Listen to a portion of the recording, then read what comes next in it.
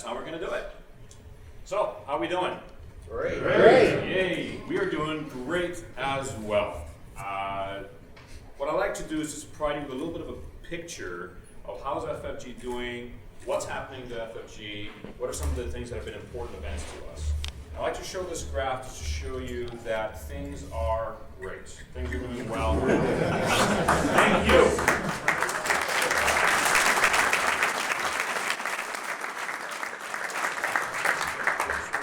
We are just so pleased, so privileged to have such a success, and it just makes us get up every morning and want to try harder. So thank you very much for getting us there. We get some frequent questions about what kind of products do we have, how do they all fit together, what's our product mix. I like to show this graph just to show you where are the different dollars coming in from us. It does not necessarily signify our allocation of staff, because we think that every category that we have is important. Of note here maybe is the miniatures category have grown significantly from year to year, spurred in some part by X-Wing, obviously, is a major product for us. So that's a little bit of the numbers. So what are some events that have been happening? Last year in this room, I was so thrilled to announce that we had acquired the Card Game DB website. I think Drew Dallas is here somewhere, right, Drew?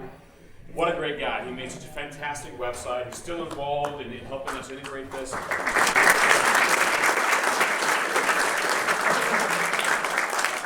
Anybody's a user of that site, we'll hopefully see not much have changed. There's a lot of things going on behind the scenes that we're doing to integrate the site. For example, if you are an LCG fan, you'll notice that we have started putting some QR codes behind the packs. You can then scan it with your phone, and it will actually show the content of each deck.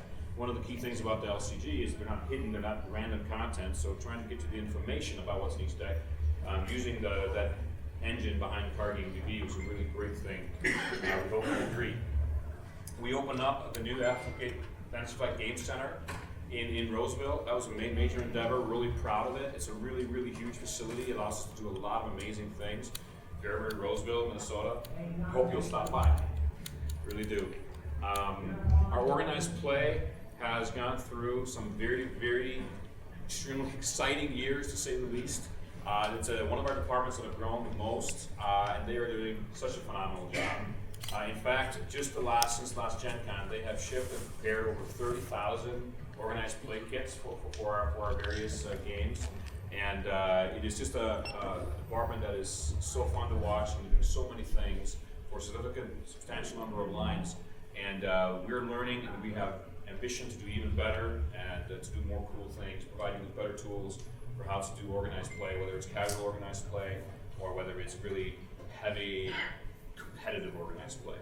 We do get some questions about what is our view on organized play, how does it all fit together, and so I just want to provide you with a quick overview of how we think about organized play more in the competitive format style. We have casual tournaments and casual play. And that is all over the world, in game stores, game clubs everywhere. That is what we primarily are trying to encourage when we provide our game night kits, which has some cards and maps and cool things you can play with. And it's a very, very huge thing. So then the next layer of that is that we are edging down to something that's more and more narrowly more focused. Last year we introduced the store championships. And that was important because we want to make sure that every local region, every specific your region, your store had the chance to do something really amazing and cool for whatever game was important to you. And then, of course, we kept our regional championships, which we actually scaled back a bit.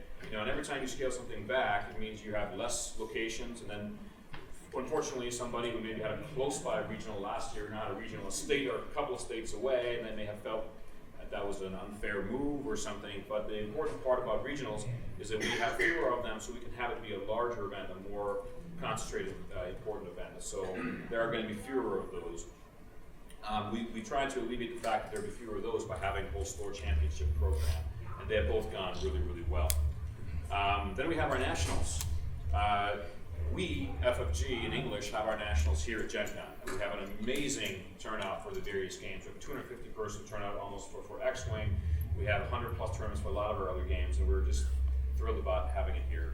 Many of our international partners, many of who are in this room today, also do these nationals. So there's a national in France, nationals in Spain, nationals in Germany, and a number of other territories, and they actually contribute part of this by sending some of their players over to Roseville in our new huge game center that we've created, where we have the World Championships. Was anybody at the World Championship last year in this room? All right. Hopefully more will come. It was. I hope you agree that it was a superb event. What we can do, and we can do it so close. The amount of resources, the amount of coverage that we can actually provide having the event there is enormous. Because the amount of energy that goes into these things are significant. That is our tournament structure. I hope it makes sense to everyone, and that's how we think about it. We have a World Championship for the first time in the new Game Center. Like I just said, it was a really fantastic event. And then we have something some of you may have noticed. We have ventured into a new rules format. Many of our games, we hope, are just amazingly cool and they're really attractive, but if you're not a hardcore gamer, you may have picked up this cool thing and you may have opened it up and encountered a rule set that's pretty heavy. That remains one of our most difficult challenges. If you want to provide rich experiences that have narratives, tell stories, that have clever, balanced mechanics, but how to communicate that in a format that's with a written word is much, much more difficult than you may think. Many people use rules for many different things. Somebody wants it just to learn, somebody wants it as a reference. Those two things are actually polar opposites. So we went into a new format, which seems obvious in hindsight, where we actually split the rules formats. Now, most of our games will actually have two rule booklets. One, a very brief learn to play booklet, which will get you started in the game. It will get you right to the key points of the game and get you going. Because in fact, there's a lot of rules you don't really need to learn before you've played it, halfway through, where you're encountering that weird situation with that odd rule and that kind of conflict, and you didn't really want to learn about that while you're trying to figure out how the game works. But you do want to figure out how to resolve that quickly later, and so there we provide the rules reference. The rules reference contains the entire rule set, but since you're not trying to teach you anymore, we cannot provide it in a very, very terse, very, very precise way that is much more helpful to you, I think, when you're playing. So that is something we've done, and we put it out for the first time with the Eldritch Horror game, and the response was huge. Great.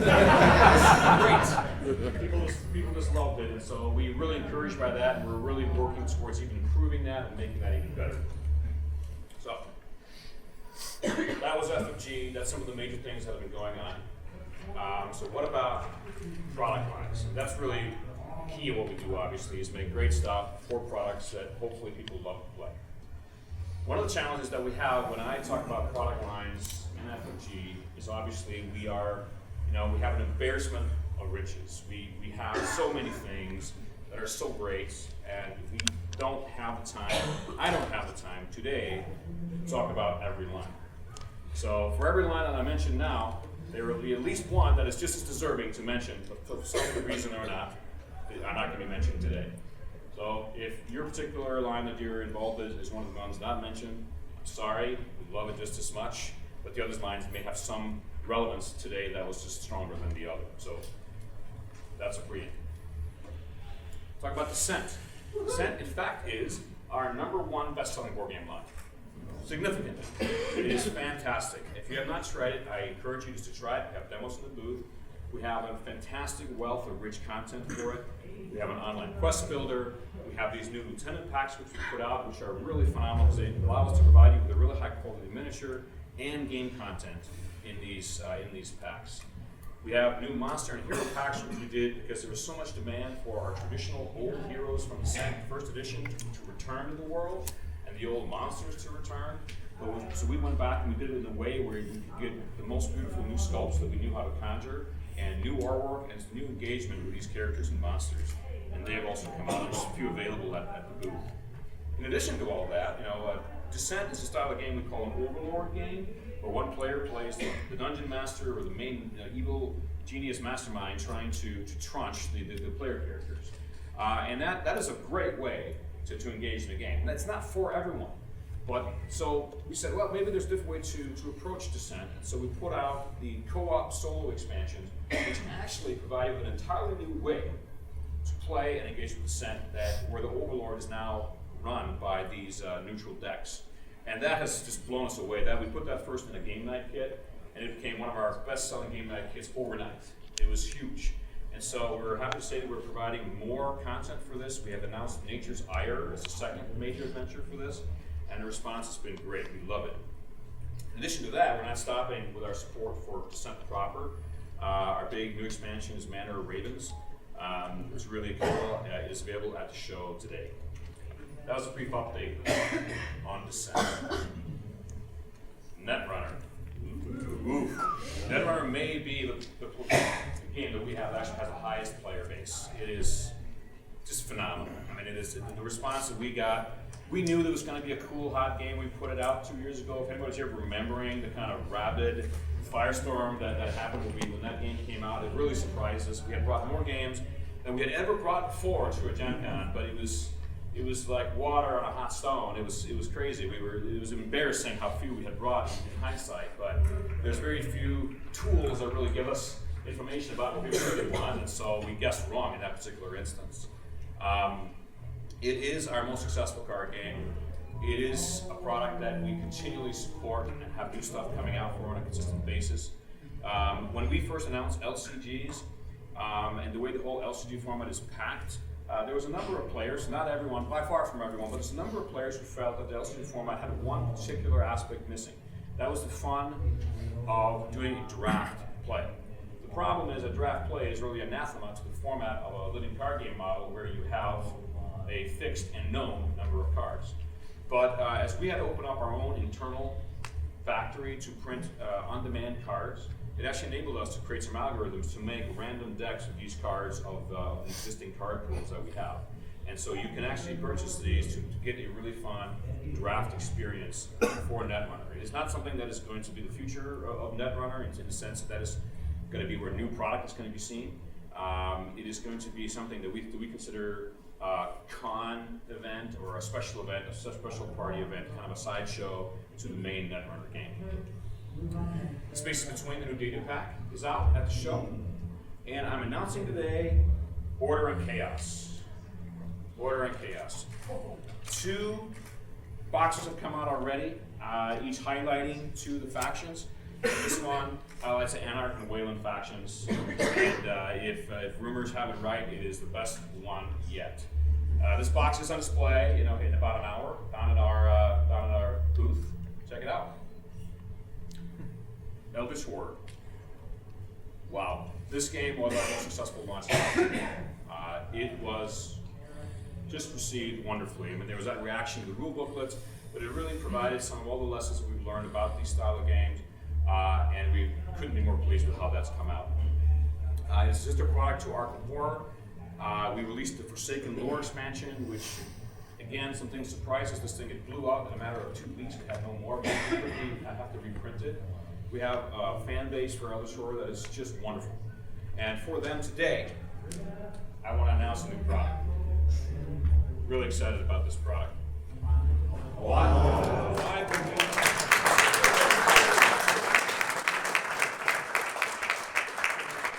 The ability to explore the global mythos was one of the reasons in the first place why we wanted to do Eldritch Horror. To take that mythos into the planet, into the globe, and explore these faraway places, these horrible ancient secrets. And this is one of them. And this is such a classic, such an iconic place to go, and we're going there. And this box is just filled with goodies. It is incredible. It does have a sideboard. It has more characters. It has more cards. It has more ancient ones. It is a gigantic box. One thing that somebody who's played a lot of Arkham Horror will realize is that once you have a lot of expansions and you have all these sideboards and different things, the work of actually starting to play a game like Arkham Horror can be difficult because you have to choose from this giant a la carte, list of different expansion options. We've considered this pretty carefully. We want to make sure that organically the game had a way to mitigate that issue. And so the expansions coming out that we're working on for Eldritch Horror will provide, there's a rules mechanic that provides which for you, basically randomly, which options, which sideboards, etc. will actually come out during the game. You can choose them if you like. You can dig through that deck and choose what you want to play with, but ultimately we want you to be able to sit down, not have to worry about what constellation of a game are you going to play today. Sit down, play the core game, and organically from that game, the expansions that the game wants you to play is going to be able to be called. And so we think that is going to be just an awesome way to experience where we started with Arkham Horror. And now we're, of course, moving to the ice cold of the Antarctic. Very excited about this. Also for display in our display case. Lord of the Rings, I love to talk about every year. Lord of the Rings is such an amazing product line for us. It is hugely successful, very, very popular. We're very proud of the fact that we're able to take a customizable card game experience and make that a solo co-op style game.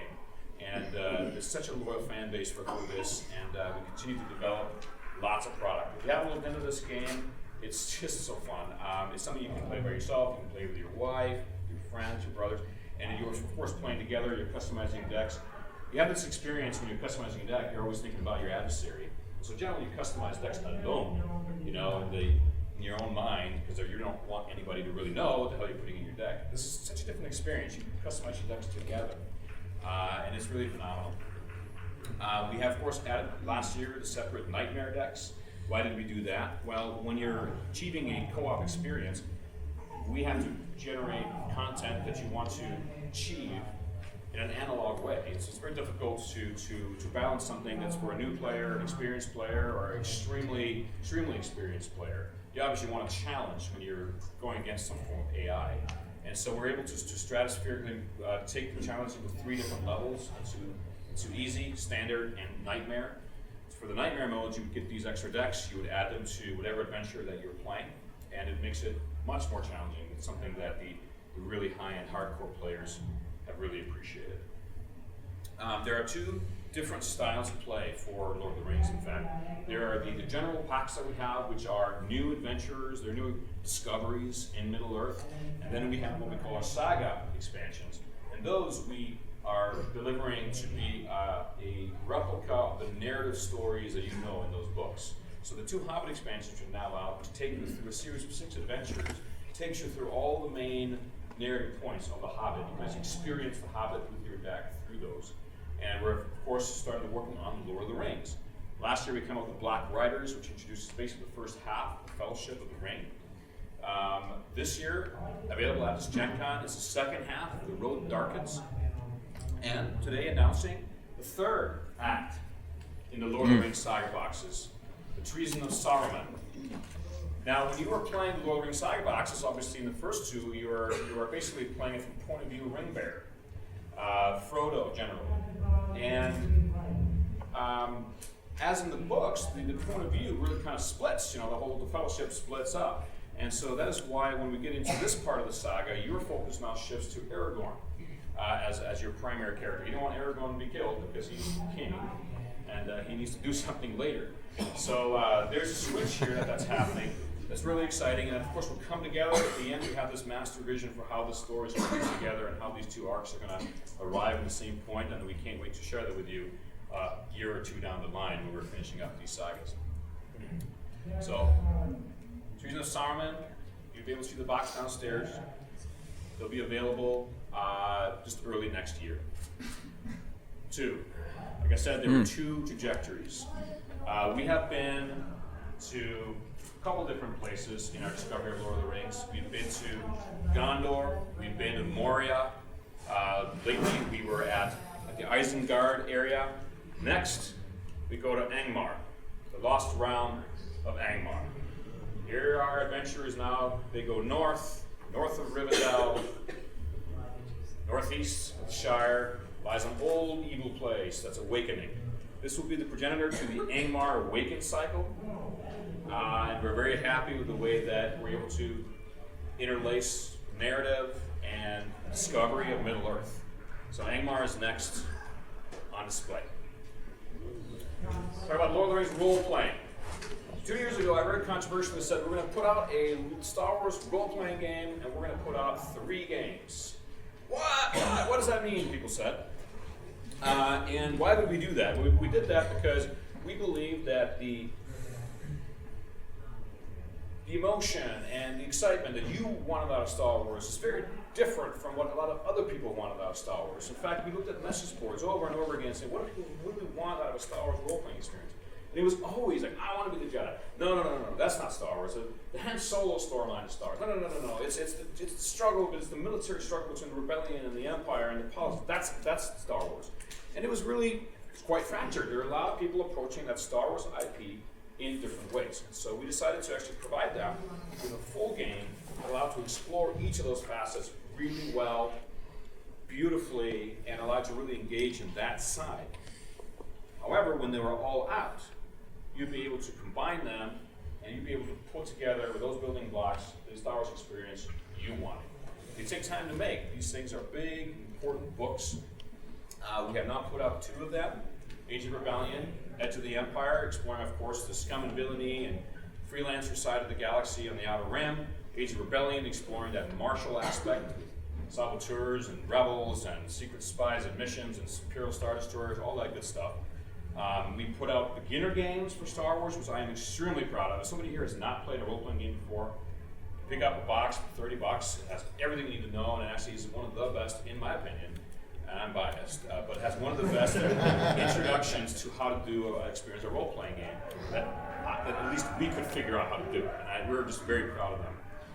We think we have a great level of support. There's a number of support books that have come out for this. We do special decks with our internal factory that are basically printed on demand if you want these special custom decks to help you track your character skills. Today we are talking, actually announcing really some new style of decks in that same format. These are adversary decks, and they will hopefully help the GM come up with random encounters or come up with ideas for cool characters and so on. They will each be $6.95, and they each have 20 different monsters or character encounters for the Star Wars RPG.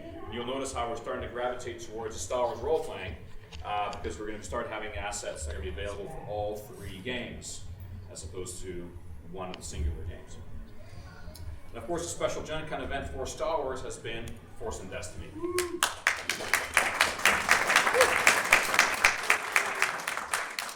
Cycle is complete, you know. We are now exploring Force.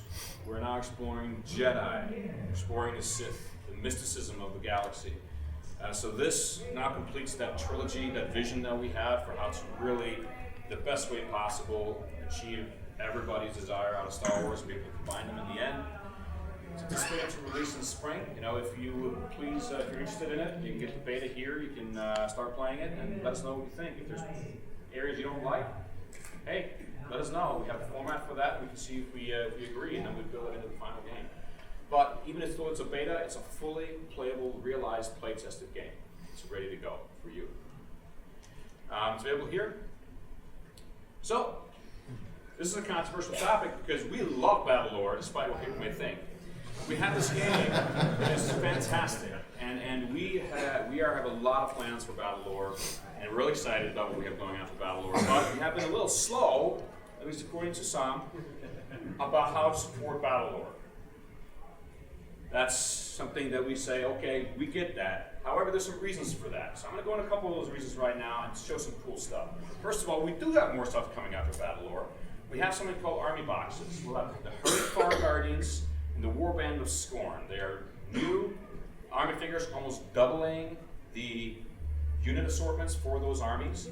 There are going to be 50-point armies in each box.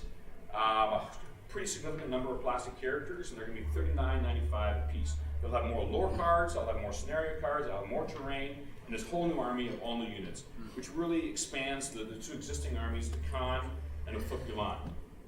That, of course, with that, we now have 2 fully featured, diverse armies, opening the door to potentially expanding into different areas of the universe in the future. And that we're very excited about. But also one reason that there has been a little delay in Battlelore is because we have been interlacing it with another major project of ours that we've been developing internally that we want to show you today.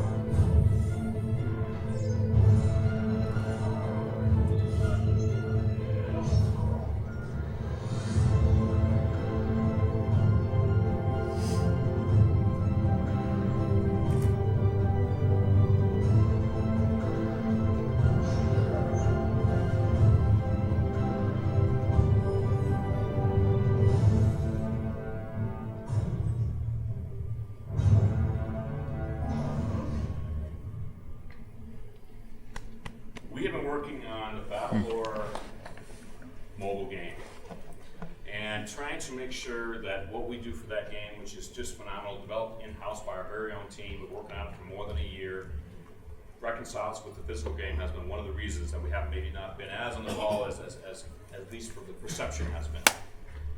Battlelore Command is going to come out probably in about 2 months. It's a game that has a really epic single-player campaign, huge amount of content for single-player. It has local multiplayer. You can customize 2 fully realized armies. There's unlockable new unit content, which you may, of course, maybe see in the future as a physical component. It is for iOS Universal. It is for Android. There is Mac and PC versions coming out. It's going to be $9.95. We're very excited about it. Yeah.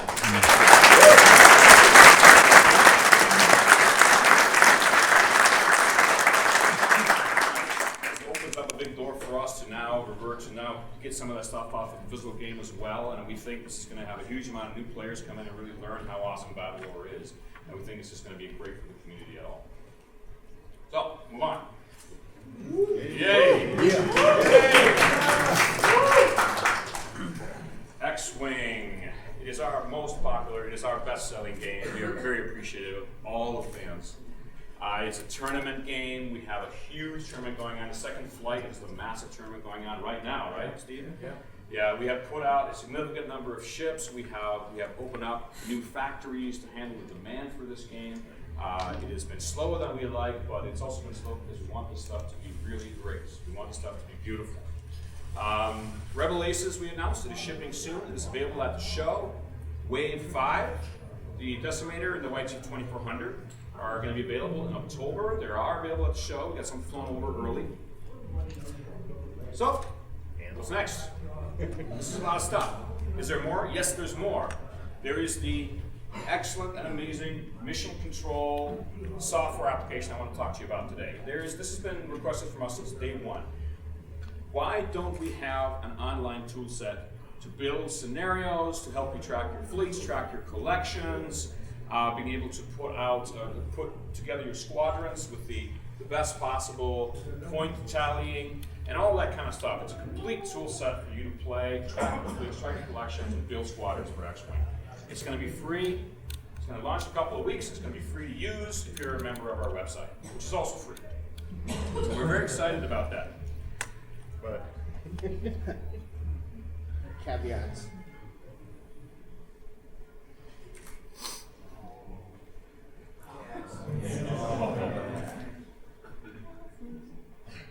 Whoa.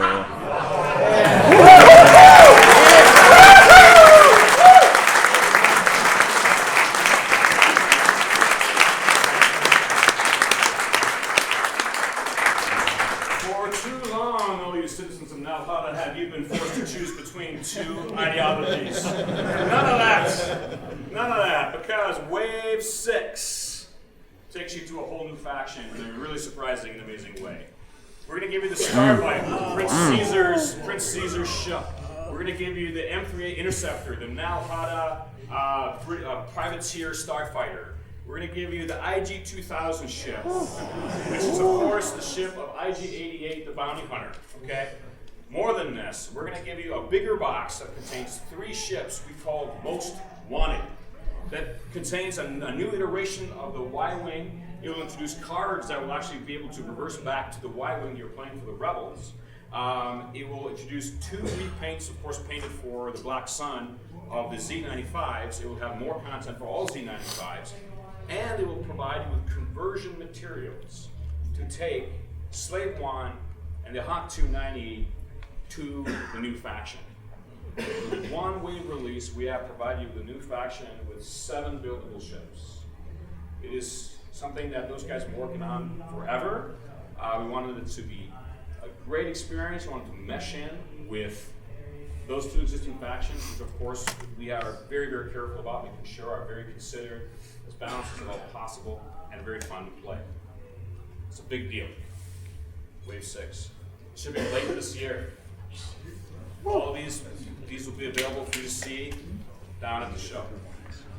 Sorry, down in our display cases. What am I doing here? That was actually also an important GenCon product.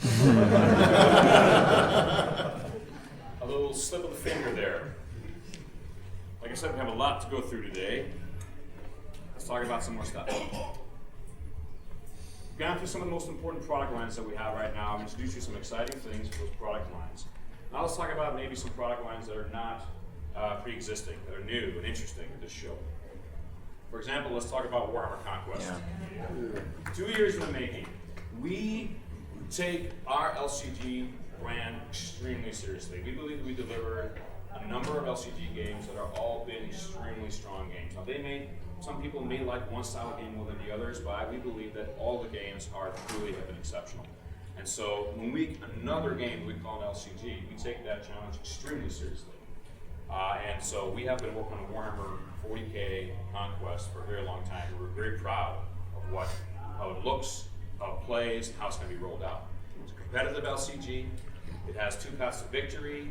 It contains bluffing. It's a now versus future resource allocation. It has 7 playable factions right out of the box. There are 2 more to follow. The content is all displayed down at the booth. You may have seen it already. It's available at the show. Just like any LCG, we're going to be supporting it with packs. It's always fun for us to try to come up with what are we going to call these packs. We have chapter packs, data packs, and these are war packs. What do we have? Chapter packs, data packs, adventure packs. So it's like, what are we going to do? What's this one? This one was war packs. It was actually originally warp packs, but war packs was what we ended up with. So it's appearing here. We have a sold out 96-person inaugural tournament, which we're calling the Death Eater tournament, right? The World Eater tournament. That is happening tomorrow. I don't know if there's spots left. Sorry, it's all sold out. Like I said, sold out tournament. Really excited about this. This thing is shipping very soon. In the next couple of weeks, you'll be able to have it all over the world. It is our next big LCG, so please expect the same sort of support, organized play kits, and so on and so forth that we do with our entire line of LCGs. And there's demo decks coming, so if you go to a local retailer, that retailer will be provided with a big box of demo decks to get everybody involved, at least trying this product. So, let's talk about a game that I am super excited about, XCOM. Who here are old-time XCOM fans? Yeah. All right. XCOM is one of those Sid Meier games that just are amazing and will probably see this brand live on for decades. We are so proud to be able to provide a board game version of this. There are some really interesting elements of this which you may or may not have heard about. It's a collaborative game, players play together. It's a focus on the global battle. And this is a kind of a controversial decision, but I want to explain why the decision was made. Because some people may believe that, or I'm sure they believe, but they may feel that the nucleus of the XCOM experience is the isometric, character-based, grid movement, tactical game. We look into this because that seems the obvious choice. You do XCOM, and then you do the grid-based tactical game. But in fact, in our opinion, the right choice, the brave choice, is not to replicate that, because in fact, all we would do is replicate what's already on the screen. It plays like a board game. It has action points, it has grid movement, it is turn-based. This plays like a fantastic board game already. Why do we want to do something that something's done in such an amazing way? Why not try to do something that's different, something that really harnesses some of the positive and interesting things that we can get out of our board games? So we decided to focus on the global scale battle. Obviously, you're still gaining soldiers, training soldiers, sending soldiers on the missions, but those missions are just less narratively important to the game than the actual computer game is. One of the more controversial aspects of this is that it absolutely requires a digital app. Now, some people don't necessarily like this, and I understand, but this is something really innovative and cool, and that really, I think, pushes our ability to give you new experiences into a new place.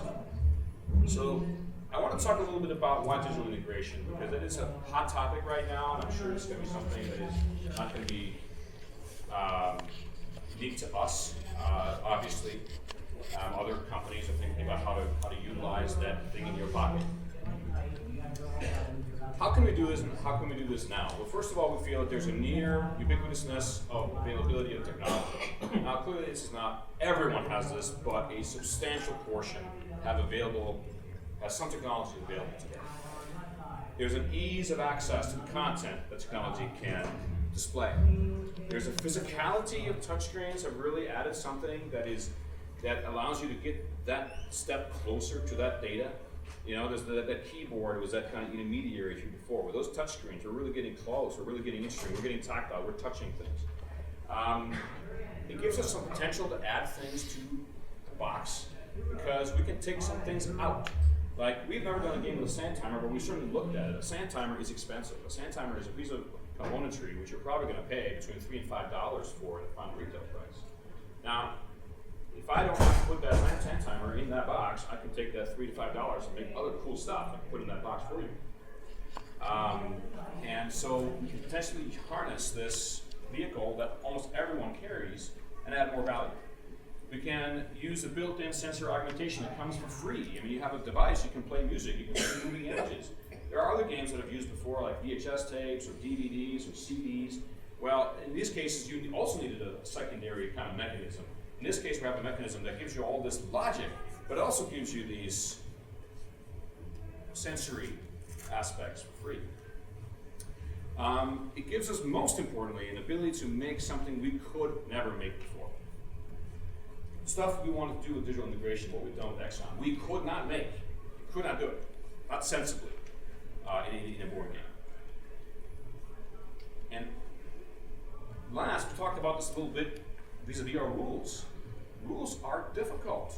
And we want a lot of people to play our games because they are great. Our experiences that we have in our industry, the experiences I hope you all love, the experiences that why there's so many people at GenCon, because we have great experiences. But one of the great barriers to having more people enjoy those experiences is the complexity, the barrier of entry to playing them, the rule booklets, the complexity, and so on. We're able to do with this device, you'll see that the rule booklet for XCOM is 4 pages long. It basically is a nice cover, a page that says, hello, we love you, and then a setup sheet, and then it says, after you're done setting up, hit play, hit the tutorial. And it'll take you to a scripted step-by-step version to play the game. Okay? That's a great way to learn how to play. After about 2 whole phases of a scripted walkthrough, it'll ask you, hey, do you want to keep playing? Right now, we can just release you into the actual game, or you can stop and start over. Now, so that's great. I mean, obviously, if you have a question about some card deck and something, you may not want to look through the whole tutorial again. So that's why we provide a complete documented info part of the game where you can go and look through the various rules of the games if you so choose.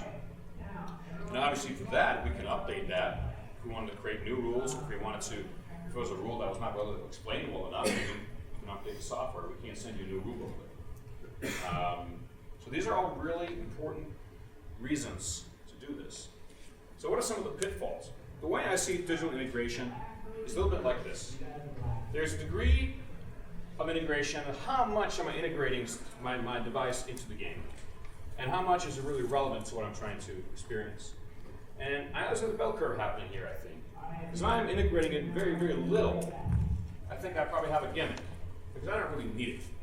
I have something that's kind of fun. The first time we played it, we hit the button and it made a fart sound, and it was cool. Then it got boring, and we got rid of that. If we do the other way around, well, why do I have all these annoying cards, and why do I have these chits? Why do I have these things? I mean, that's not cool. You know, I want it all to be in the app at this point. So that leaves us with this area that I call the discovery zone. It's a new place in the world where we can try to have a degree of digital integration that's balanced and produce something new, and that avoids those 2 traps of being a gimmick or just being an all-out software game. That's how we think about it. A few other points of how we think about how to work on this. We think that digital integration is not the same as a digital tool set. A digital tool set is something that we do. A digital tool set is something you can buy to be a dice roller or a way to track your fleets or your bills. It's something that you can use that helps you format the experience to your liking or eases your experience, but it is not something you need to play the game. Digital integration to us is something you need to play the game. And like I said before, this is something that kept coming back with XCOM, is to say we have to be brave, I think. We have to say, if you come back to me with a design that says, hey, here's a cool thing we can do, but we could also replicate that with cars, I would push that back, saying you're not using that medium well enough. There's a lot of stuff that this digital device can do, which we could never do with cars. So if this could be replicated, if feasibly, you can replicate really anything with a number of millions of card decks if you wanted to, but if it can be replicated feasibly, then I don't think we pushed ourselves enough to really take advantage of this brave new format.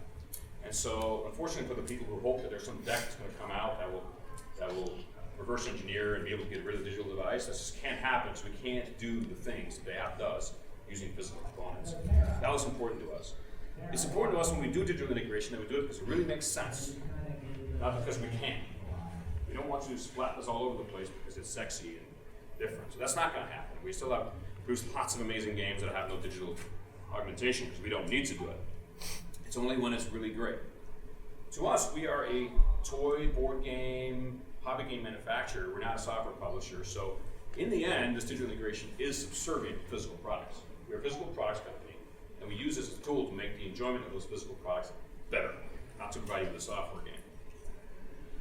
To understand the game state, and this is a really technical thing, when you have an app or a device that's trying to understand what's going on in your board game, that can be a tricky situation because you really want it to understand as much as possible what's going on in your game for it to give you clever feedback, clever decisions.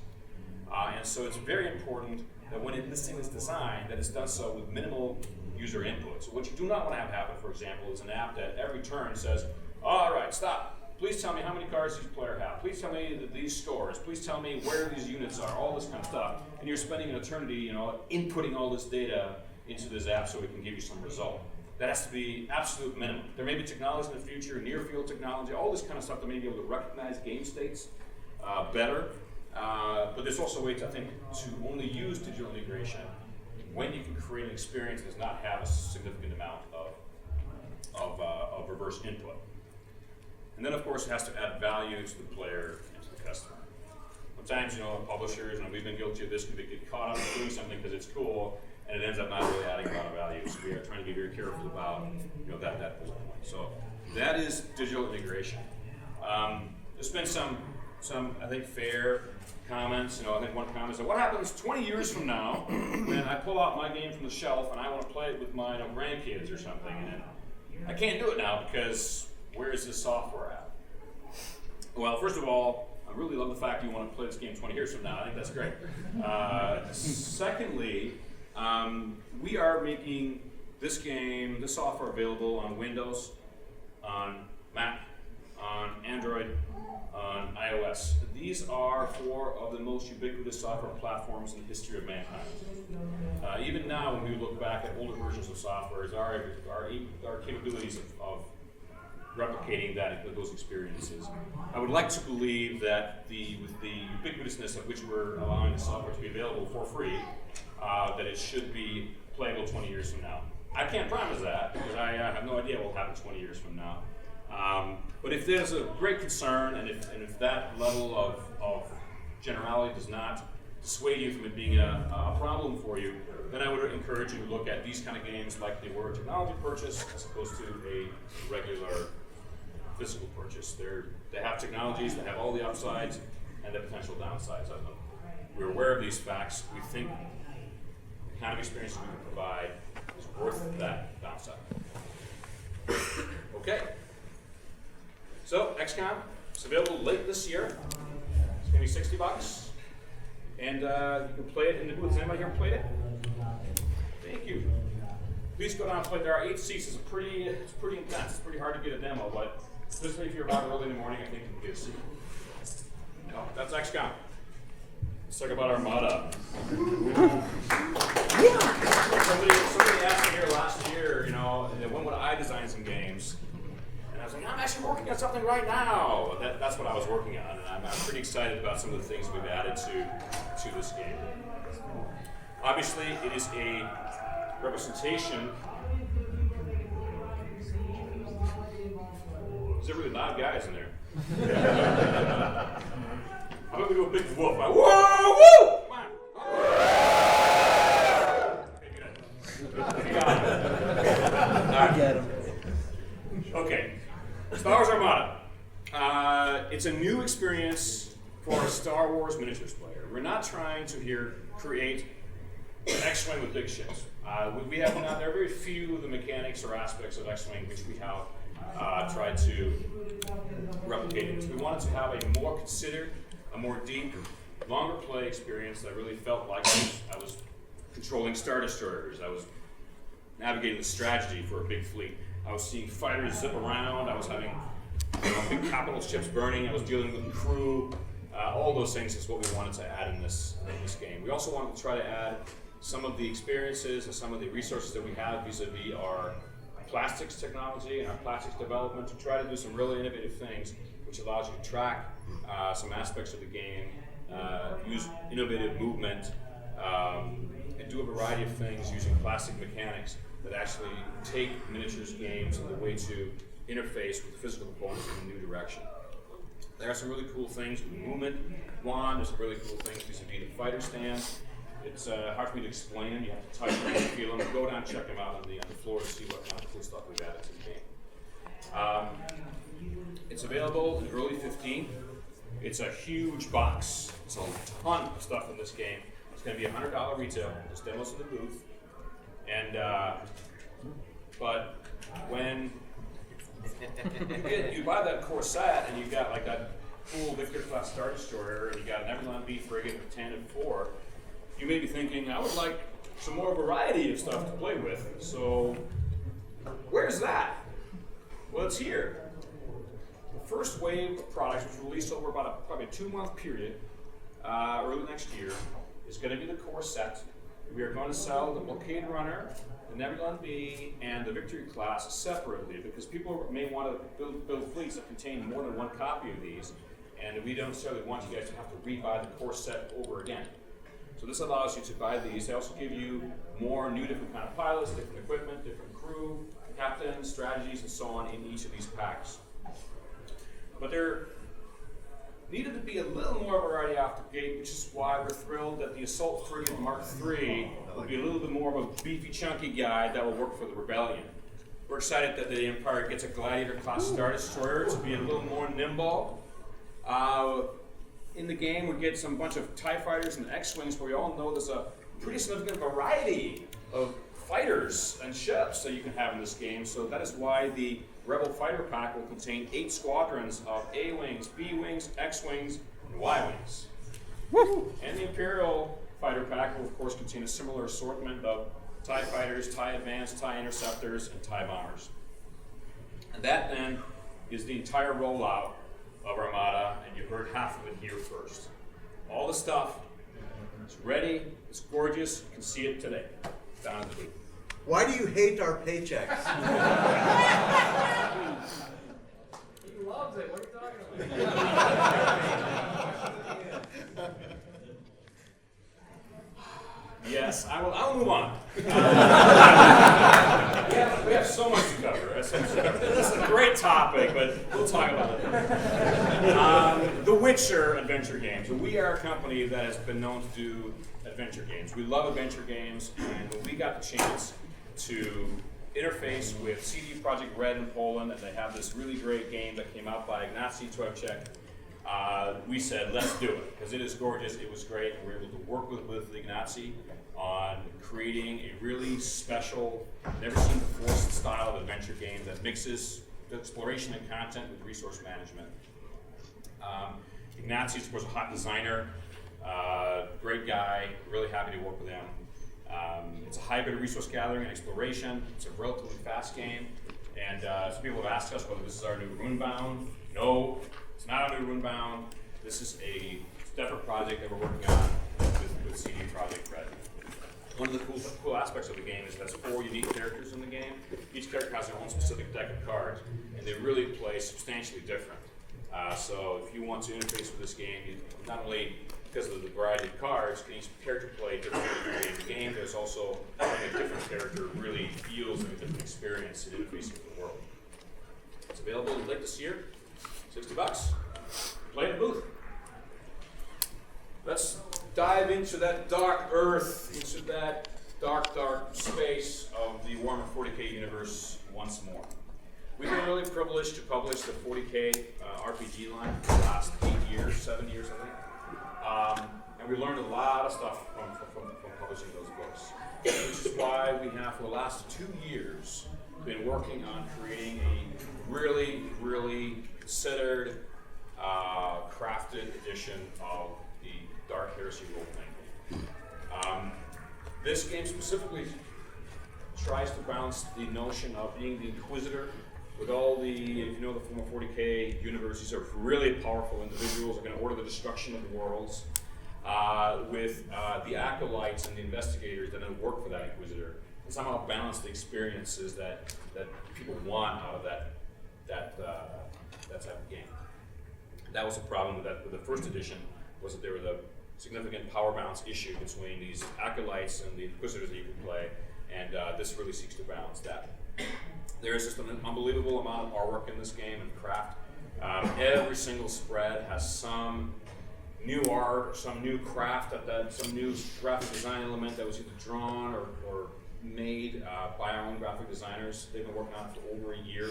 It is, bar none, the most detailed, expensive book we have ever made. It is gorgeous. If you're at all into Warhammer 40K, I recommend going and checking it out. It is in the booth, it is for sale, it is there now.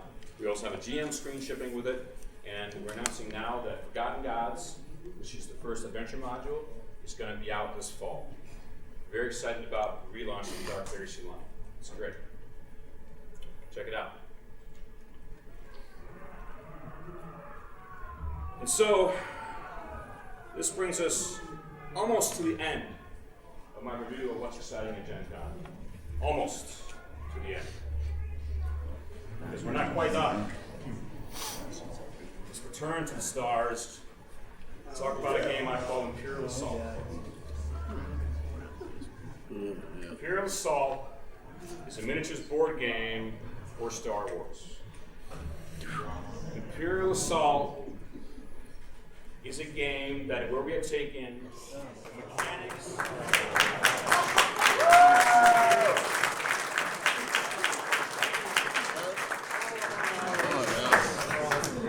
All of our knowledge for a game like Descent and created an RPG, character-driven board game experience with a huge amount of content.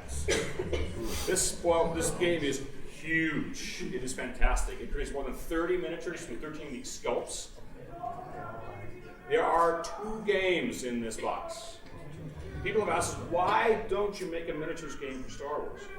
We wanted to make a miniatures game that was kind of ours, so we provide you now with a game that is a huge, amazing adventure Star Wars board game and a competitive 2-player customizable squad head-to-head experience that is going to receive all of the organized play, all of the excitement that all of our organized play capable games get. This has been the most ambitious project I have ever undertaken. And I've undertaken some pretty big ones. This is an unbelievable value. It's available in early next year. It's going to be $100. It's going to be demos at the booth starting right now.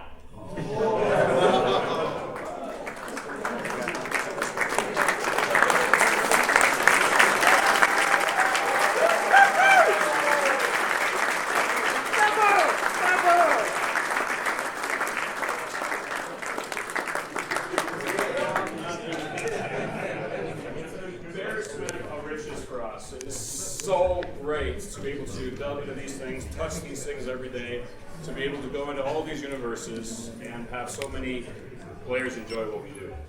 I now got about, what do we got, about half an hour or so? I am now very, very happy and thrilled to open up to any questions about any of the stuff you saw, about any of the things happening at FFG, concerns, queries, anything at all. Is there anybody who wants to ask anything? Sorry, down here? Yeah. I'm very active in XCOM, over $1,000 spent. I love the game. I love the balance that you've had so far. I've heard a lot about people being afraid of a power creep. I used to play Star Wars miniatures. Wizards ruined that game by constantly one-upping themselves. Yep. What is your thought on that? I don't want to see that happen to XCOM. Yeah, so the question is, with more materials coming out for a game, do you experience a power creep? A couple different answers to that. First of all, you may notice that our release releases for X-Wing are not super voluminous. We do not provide you with tons and tons and tons of different figures because we try to work on every single one for weeks and weeks, even months. Okay, so our release schedule, considering the resources that this game is receiving inside FFG, the release schedule is fairly limited compared to some other miniatures games out there, which may have a lot more releases. So that's one way that we try to interface with that. Now there is such an issue that indeed when games get more product, that there maybe inherently be a power curve that ends up happening. There are a couple different ways that we can deal with that. I mean, what's nice about X-Wing is that unlike maybe a TCG where you have that one card that's now powerless, it goes away, for your units we're able to maybe provide some new cards, small cards you can interface with your older fighters that may fix some sort of irrelevance or some form of weakness that they may have experienced in the new meta. So we are very conscious of that. And we hope that you'll be happy with the way we try to approach it. But when you have a game that's expanded over a significant period of time, it is one of the things that can happen. And what we're trying to do is build in some vent outlets and some back doors for us to try to make every fighter as relevant as possible.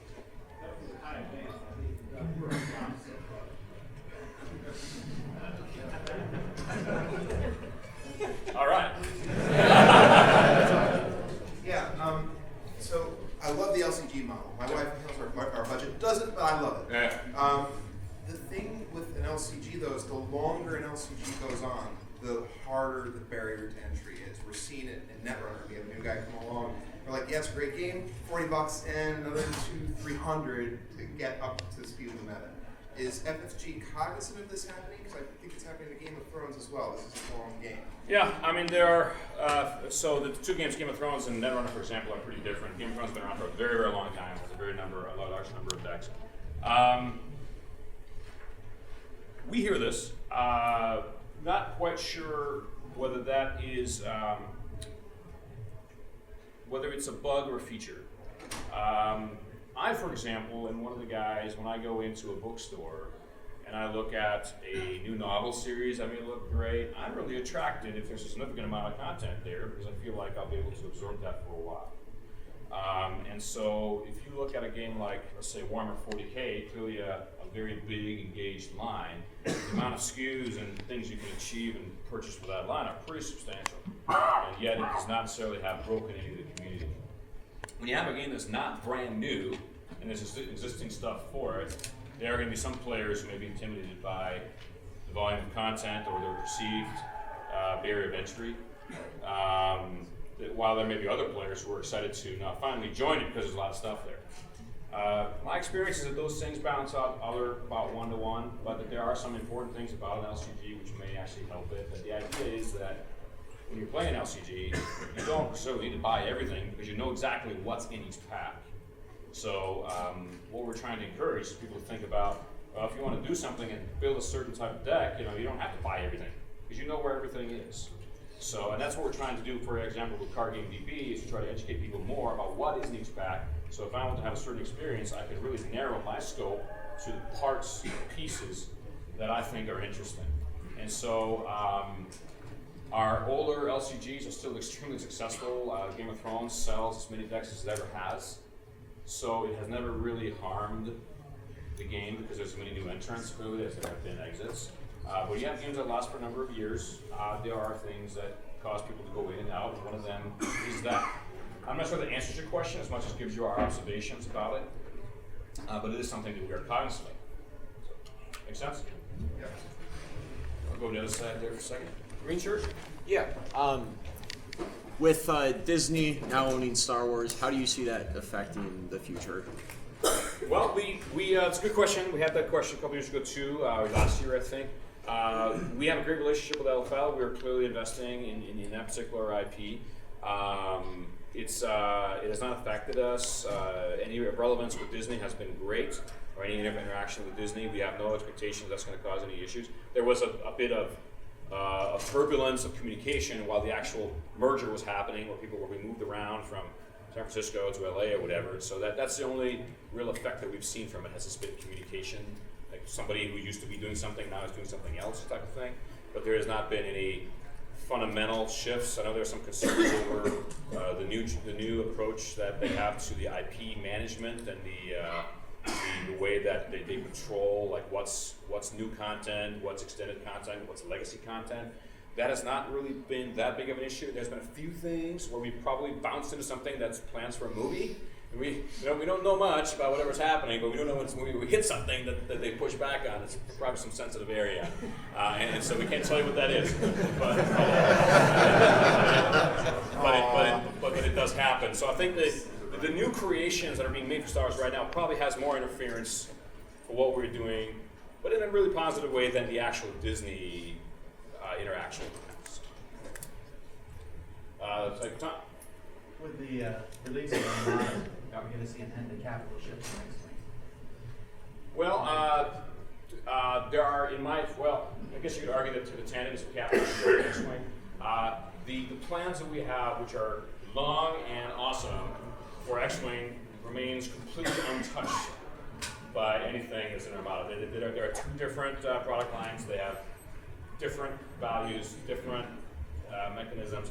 There is absolutely nothing that has changed in X-Wing. So whatever plans we have that you're seeing, hopefully evolving as a master plan slowly for X-Wing remains unabated. So you're probably wondering, why the Rebels have a couple big ships? What about the other guys, right? Don't worry too much. This will be fixed. Okay. I think on the side, yeah, Mill. I'm going to try to phrase this as carefully as possible, Yeah. but are you able to comment on whether or not Fantasy Flight has plans to or has licensed the LCG model to other companies or an other company? Yeah, we have not. Okay.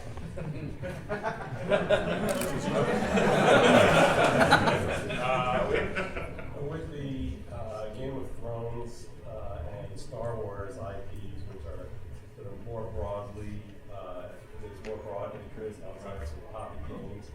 And I know you sold more of those types of games. You have a different version of the Game of Thrones, the card game.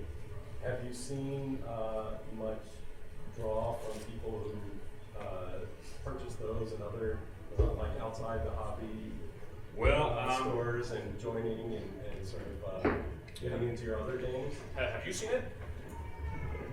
I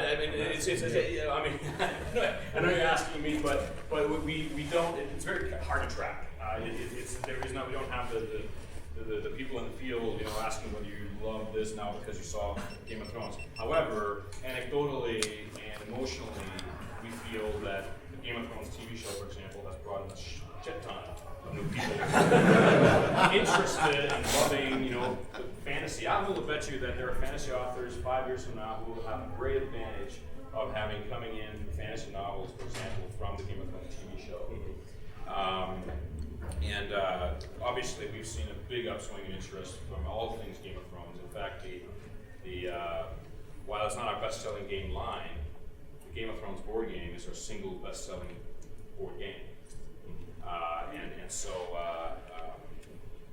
I would say yes, we've seen it, but in some ways, your experiences may be as valid as mine. If I can just look at some numbers, and I can talk to people just like you, but we do not have specific data that indicates that we've proven. But I think so, yes. Over here now. Are there any plans for Warhammer? Yes. Next question. Actually, I'm going to go over here. Sorry. I'm trying to, by the way, I'm going to bounce questions back and forth in 2 aisles here. In the middle? Yeah, I was actually wondering, I actually work for a library. We're trying to do a lot of organized play game-based programs. Yep. Is the organized play for Fantasy Flight open to other locations as well? Not just like the game kit, but... Do you answer that question? Steve is our VP of Marketing and Organized Play Communications.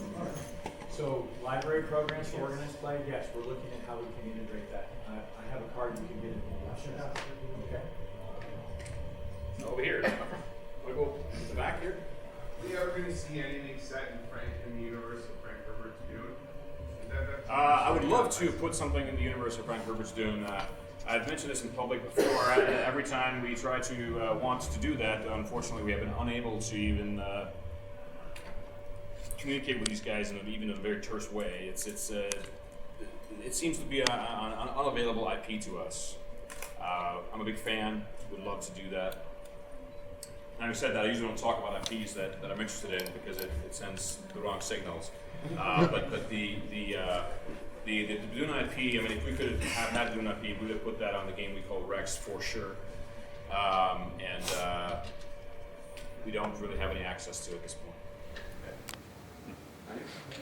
I love the way actually the command is down, especially with this new way coming out.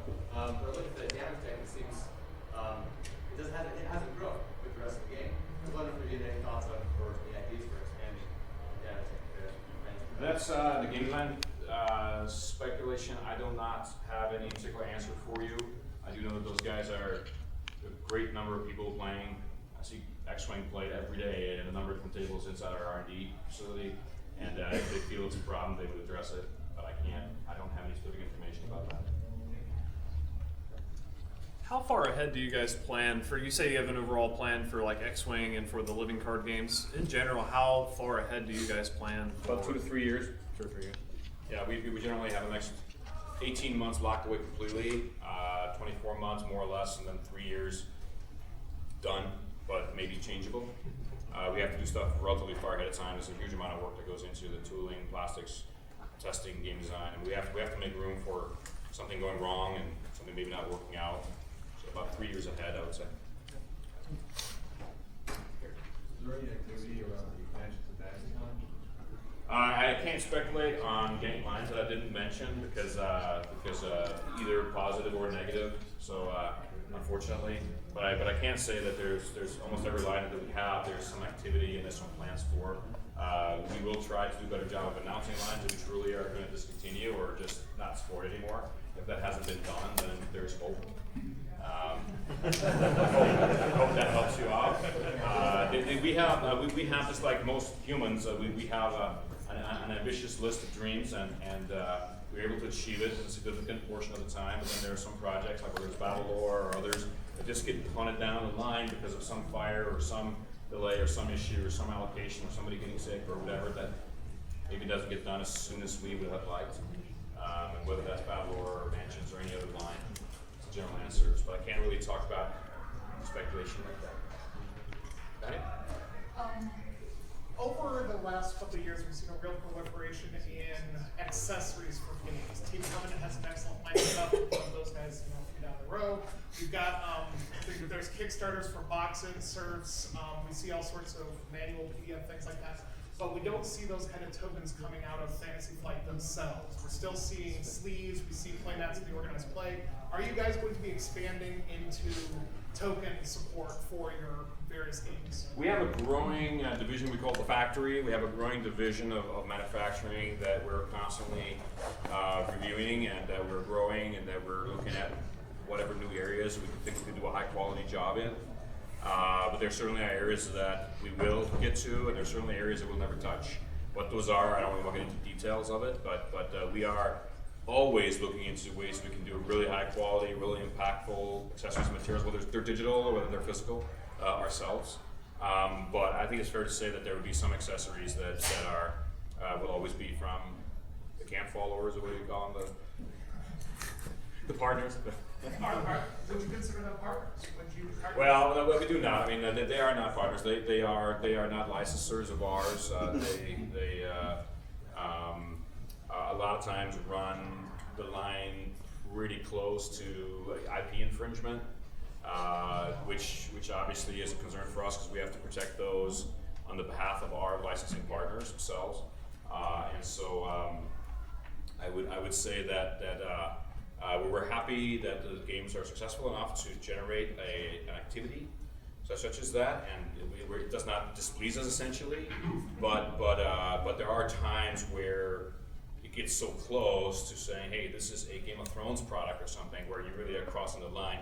And that is something we see with Kickstarters a lot, is that Kickstarters maybe have a little bit less acumen in understanding exactly where is a copyright infringed, a trademark infringed, and fair use, and so there's a number of times that we've had to say, hey, this is you can't do that, because it just crosses a line of where other people have invested money into, whether it's a story or a narrative or a piece of art or an IP, and they deserve the right to explore that, and not someone else. But then there are also fair use things, which is mechanical, like these guys doing some geometric shapes or whatever, and you know, obviously that's just nice that people want to do that for our games. So, yeah. Yes. Any new details about Cosmicon? And are you guys going to be using that almost like as a way to gather additional feedback for future Yeah, I don't know details about Cosmicon. Cosmicon is a Peter Olatka, the creator of Cosmicon, has worked with us to create a really fun kind of a party event called Cosmicon in our game center, and that's coming up in September. And I will be there, and we'll have a number of events. We have the marketing team is helping Peter get a bunch of exciting stuff together. I would imagine that there'll be lots of talks with new aliens and new things that can be done with the game. So over here, maybe I'll take, I got a few more, yeah. Given the timeline you're giving on how far out LCGs are planned and things, do you all have a definitive script for when you plan on ending an LCG, kind of like Invasion, where you're like, we really don't feel like we're making enough money on this, or we've done all the things we can do on it, and therefore we're going to finish it? Yeah, that's really rough. I mean, that is really one of the toughest things we do, is to try to understand when does a game kind of reach end of life. Usually the end of life has nothing to do with us not wanting to end this life, but it has to do with the marketplace just is not capable of sustaining it anymore. Yeah, sales, yeah. And what really hurts about that is because I swear that every time that happens, and we don't want it to happen, because we put a lot of blood, sweat, and tears into every single thing, whether it's Invasion or Warhammer, fantasy roleplay, or anything like that. There are, invariably a number of people that are very engaged in that product line, and very, very disappointed. And so that's kind of a rock and a hard place for us, because we don't want to disappoint anyone, ever. But there are just times where it happens because of what we need to do in terms of what we can, viably support. Yeah. Because when we do something that only supports, 50 people or whatever, that same energy, resources, time, bandwidth, managerial effort takes away from other projects that other people like Mansions of Madness or whatever are interested in. Right. So we only have a finite amount of resources we can delegate.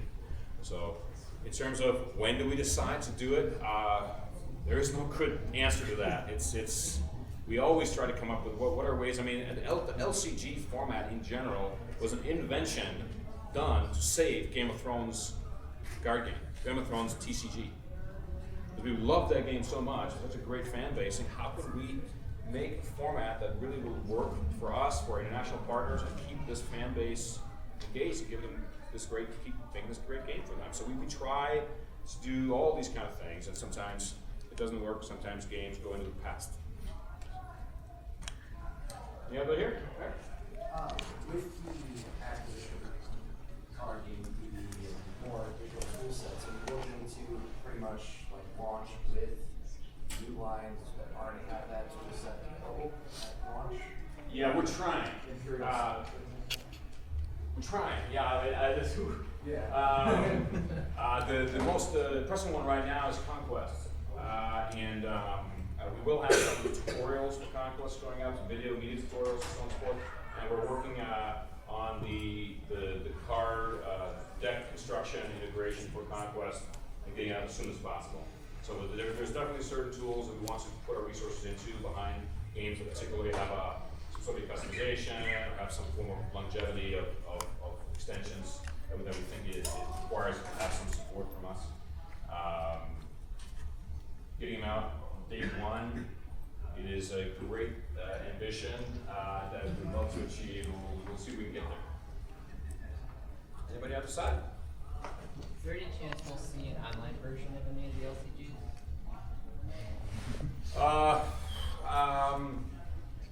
We are constantly exploring potential partnerships and ways to get these things involved in different mediums, but I can't speak to any progress and lack of progress there.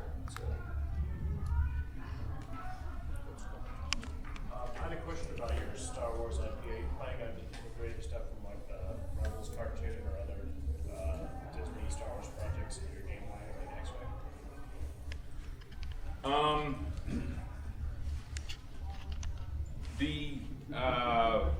we're not planning on integrating anything per se in the style of, for example, the Clone Wars cartoon. But that said, vehicles, characters, storylines, etc., that came out of those cartoons are part of the Star Wars IP in general. And I can't speak whether some of the ships that I've shown today were maybe in the cartoon. I haven't seen them all, so there may be things where you sort of say, that's from the cartoon. They're looking at the cartoon. More generally, we're looking at the sort of a game where it is, which is the Galactic Civil War, going moving forward. And we're going to try to. We have a significant amount of content, and we're very thrilled. There's some new content coming out with the new cartoon that's set in that era. We would not ever put out a product, I think, that would look like the cartoon characters, which has this very unique kind of look and stylization to them. But obviously, we're thrilled that if there's some sort of an awesome new type of starfighter that was revealed to us in the Rebels TV show, for example, that we would take a very hard look at, trying to integrate that into our future plans. All right. Maybe you. So with the growth of organized play and a lot of the digital stuff that you guys have been showing, is there any plans in the future for integration of the digital stuff for helping with tournament organizers and running of tournaments as far as like tournament software? Yes, we're looking at tournament software right now, but we will have a solution for next year. And we're also looking at a judge program. We also have a judge program in place. Yeah. It's definitely a work in progress. Yeah, for sure. Back there.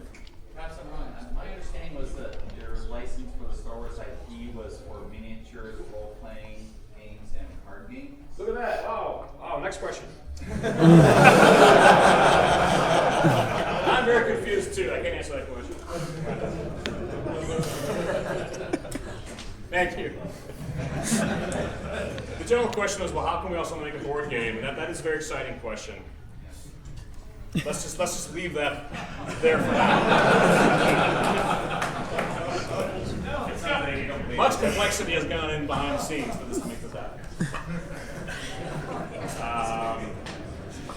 Yes, right here. With the increased factory production, are we looking at a much smaller time between our ability to buy miniatures? So like the Star Wars, we've had limited access to our suppliers for some of your products over the past year. For like X-Wing, for example? Yes. My understanding is that X-Wing supplies have significantly improved over the last year, and that we continue to look at that. Like I said, we expanded an entirely new factory, and our first primary goal is to make sure the product is as great as it always has been, and then our secondary goal is to make sure that we put out product in quantity. And if the first one runs the second one, then we have a delay in quantity. We should have enough coming out on initial launches to at least have kept up with demand. The game is growing, it's doing fantastic.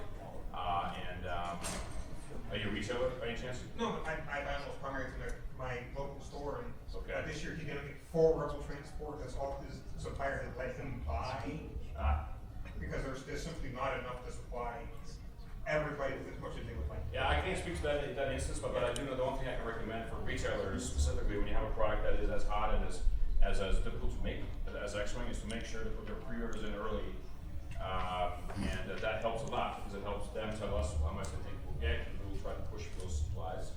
But sometimes this is like you can't quite figure out where is the game at any one moment because it takes us 6 months from when we're ready to make a game, so it starts rolling out, and what could happen in the meantime for us is a little unclear.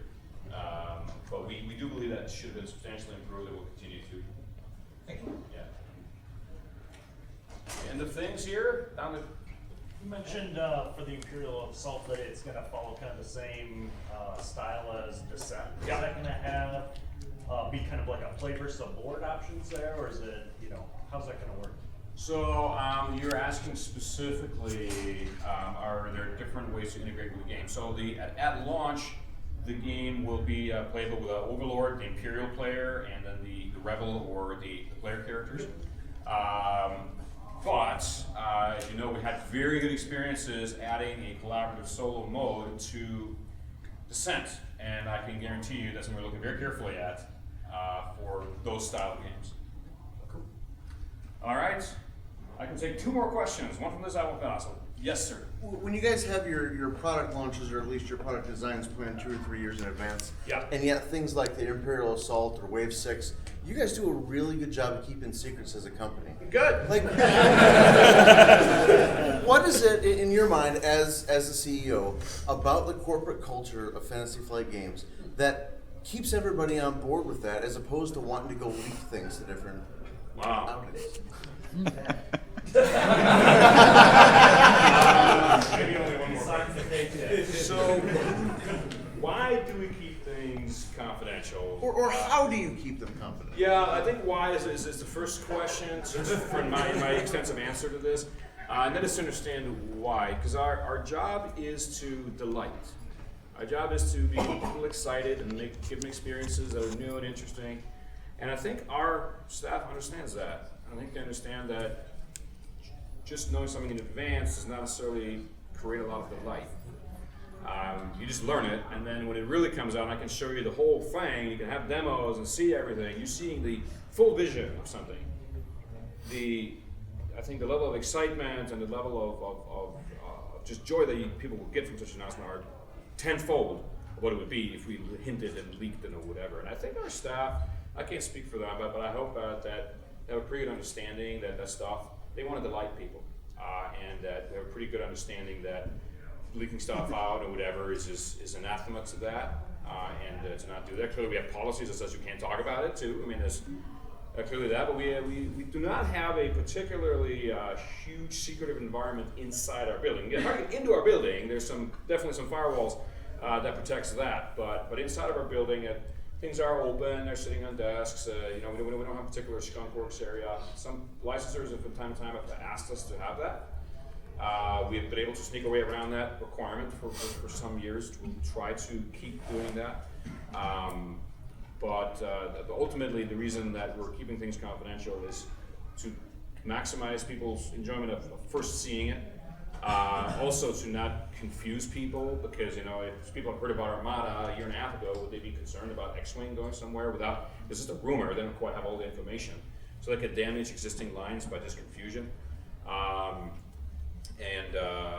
then there's also, we try to give every announcement as we can, as much sunshine. It's very difficult around GenCon time to separate the cool things we're doing, which is why we announced XCOM early and Armada, and now some cool stuff today to spread it out a little bit. But I'm very pleased that we haven't had any substantial leaks and stuff. I mean, I hope our staff understands why, and I hope they know they can't. So yeah, that's a great, and the whole idea of delight. If you all don't realize, the folks in the FFG booth, I mean, 95% of them are the designers, the art directors, the writers, right? Like, we make the games, and so this is the opportunity we have to actually engage with you, and it is special. These two awesome folks right here are 2 art coordinators, art directors. Nice.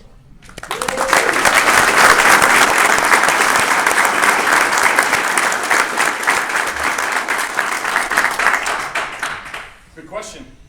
Good question. So one last over here. Anyone? Oh, everybody's good. Anyone over here? Green shirt. Yeah, I'm continually impressed with the paint jobs of X-Wing miniatures and stuff. I'm just curious, how many people do you employ? How many painters are there working on these miniatures? Well, they're made in Asia, where they have factories that paint the miniatures. They're done in a very kind of unique way. For example, I mean, you can see films on YouTube to see how this stuff is done, but it's done. It's very difficult to try to do a lot of them and have the quality be very consistent. So they have to do them in very unique ways. For example, they'll take one bit. Everything is made separate. It doesn't come together until the very end. So they made paint miniatures. I paint miniatures. It's really difficult to get in. All those weird places once you've constructed your miniatures. So everything is really painted very separately. But they're done to be even. Like, for example, they'll create these large plastic templates where they will lock in maybe 250 pieces of one thing, and they'll spray it evenly to make sure they're all uniform. There's some special called tampo devices where you have a special tool that will lock in a particular individual component, and the thing will mathematically hit that component exactly the right place at the right time. The most difficult part that we do is, and which causes a lot of things to be thrown away actually, is our washing. Because there's no good way to mass produce washing. That's what the dark color sort of gets into everything and really showcases the details. There's some very experienced people who do that, and then what happens is a liberal amount is applied, and then there's a whole group of folks that wipe off it to the degree where it looks great, wiping off too much and leaving too much on. And that's probably where most of the defects happen, because there's quality control experts that will look at them to kind of know what we want, and one every 50, one every 40 says, this is no good, it goes in the bin. How many people? Hundreds of people work on this game. All right, guys, thank you very much.